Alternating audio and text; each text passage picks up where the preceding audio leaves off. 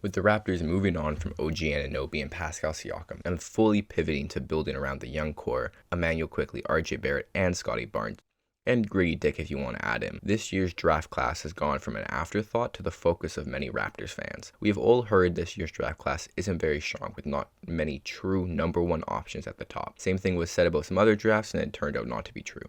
But that is fine for the Raptors, who aren't looking to draft the guy, but they are looking to draft players to enhance the young trio of Barnes, Barrett, and Quickley.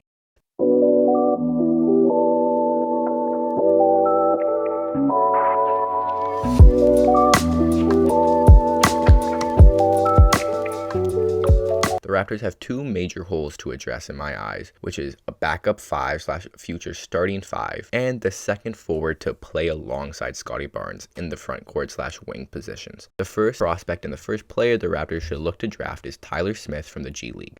Tyler Smith is one of the least talked about G League guys from this year's Ignite team, or at least he was for most of this season. I think he started to build up a lot of hype with how great he's been playing. But if you don't know who he is, Tyler Smith is a 6'10", 6'11", 19-year-old big man with a 7'1" wingspan who's 224 pounds, and he has a pretty NBA-ready body. He started this year playing a lot at the 4 and sometimes even the 3, but as the year has gone on, he's really settled into that backup 5 role for the Ignite. Tyler's best NBA skill besides just his size is his shooting from 3. He is shooting 39% on nearly 4 attempts, 3.7 to be exact. And this is from an NBA line. The college 3-point line is closer. That's why you see some guys who are great shooters in college really struggle once they transition to the NBA.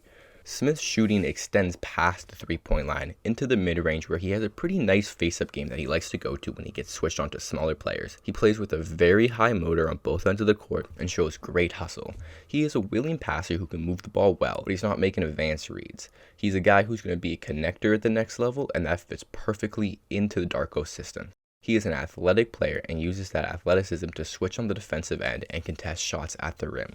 Where I think Tyler really struggles is with his inside finishing and his rebounding, and not fouling on the defensive end. In the tape I've watched of him, I've seen him take maybe 1 or 2 total layups in the half court, and he has been in foul trouble in a decent amount of his games. For a guy who's 6'11" and a good athlete, he doesn't get many rebounds, but this is where it is important to mention Tyler's only 19 years old and won't turn 20 till halfway through his rookie season. Yes, he has problems and he's very raw in certain areas of the game, but he's also very polished in others, especially his shooting.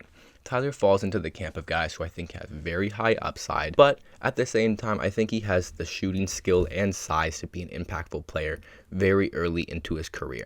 Tyler addresses both of the Raptors' main problems, the backup 5 in the short term, which is less of a problem with Kel'el, and the ability to grow into a starting 4 or maybe the future starting center of the team.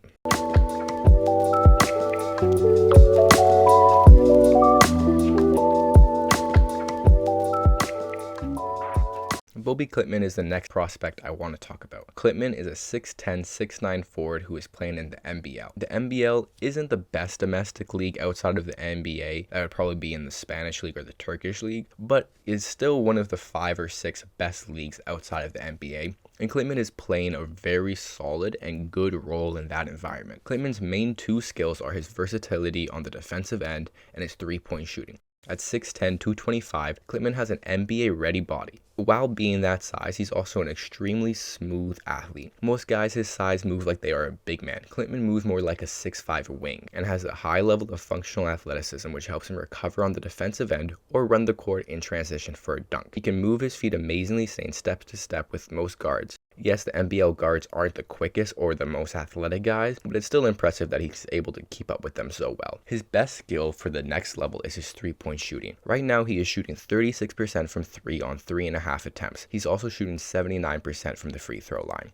Klintman has shown some ball handling skills in the open court, being able to grab a rebound and go coast to coast and finish at the rim. In the half court though, his handle is a lot more shaky. He can put the ball on the floor to attack a closeout or take a 1-dribble mid-range pull-up, but he's not breaking a guy down in ISO and making his own shot like that.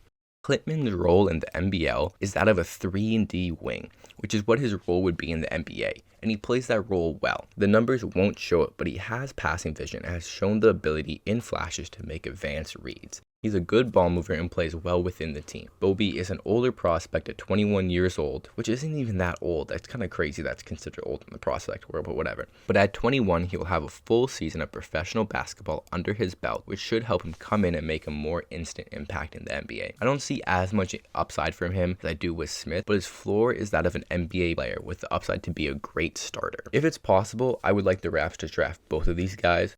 Tyler Smith in the first round and Bobby Klintman in the second round. But if they have to pick one for the other, I think Tyler Smith is the guy to be prioritized.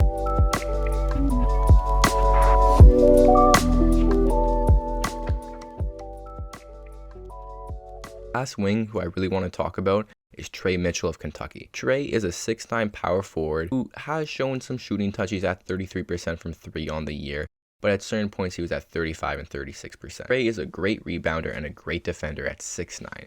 He's strong, he can guard up, but he can also guard down depending on who the guard or the wing he's switching on. Trey can put the ball on the floor when attacking a closeout, and Kentucky uses him most out of the post when he gets a smaller defender on him, which he takes advantage of these opportunities. The biggest downside with Trey is that he's not an elite shooter, and he's 23 years old already and will be 24 by the start of his rookie season. Because of that, his upside is limited, but if he can get his shooting back up to 38%, which it was for a little while, he's definitely worth the second round pick in my eyes. I like these guys who are 5th year seniors who know how to play ball, who know their role, and can just make an instant impact. And if this team doesn't want to go for a long rebuild, I think Trey Mitchell is definitely a serious contender for that second round pick, or to be picked up undrafted if he goes undrafted.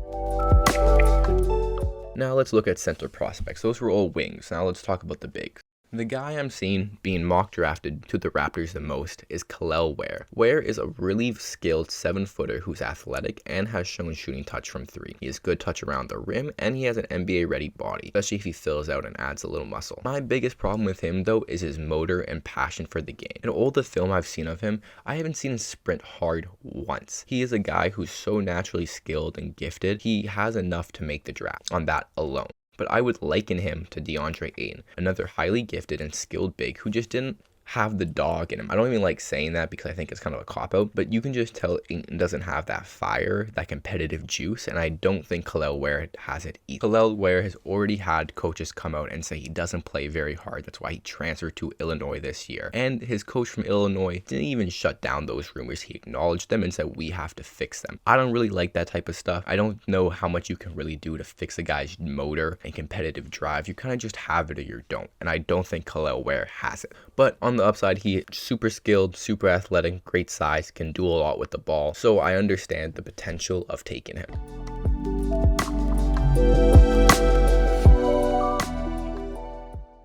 Main center prospect I like is a guy named Bradshaw out of Kentucky. Bradshaw is a 7-foot freshman who's playing on a really good Kentucky team. In high school, Bradshaw showed solid shooting touch, great mobility, and good shot blocking instincts, and the ability to use both hands around the rim. In college, his role has been reduced from the main guy to a 5th option at times. Because of that, his numbers don't stand out, but how hard he plays despite such a reduced role really does.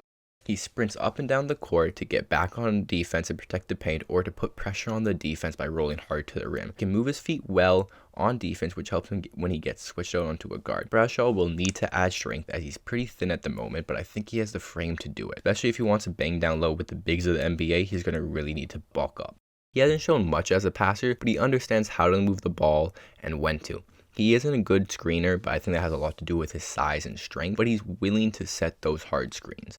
Bradshaw is a longer-term prospect and would definitely be playing behind Yock and probably Kel'el if the Raptors drafted him and Kelly's still on the team. Bradshaw is going to need some time to learn the NBA game and fill out and be impactful, so having a guy like Yock and Kel'el to teach him would be great for his development. Bradshaw's best outcome in my eyes is a stretch 5 who's also a lob threat and a great rim protector. His floor is probably like a 9th to 10th man, maybe a 3rd string center if he really never adds that strength to his frame, but his upside to me is that of a star. So those are the top 5 prospects I think the Raptors should look to draft. Smith and Klintman address the need for another starting forward. Both of them can space the floor from 3, and Smith can grow into a starting 5, I believe. Trey Mitchell is definitely a gamble, but I think he could fill the role as like a nice backup 4, who I think can be a really high-level contributor for many years in the NBA. Ware is a very risky pick in my eyes. He has the great upside and definitely could be a star, or he could be out of the league short.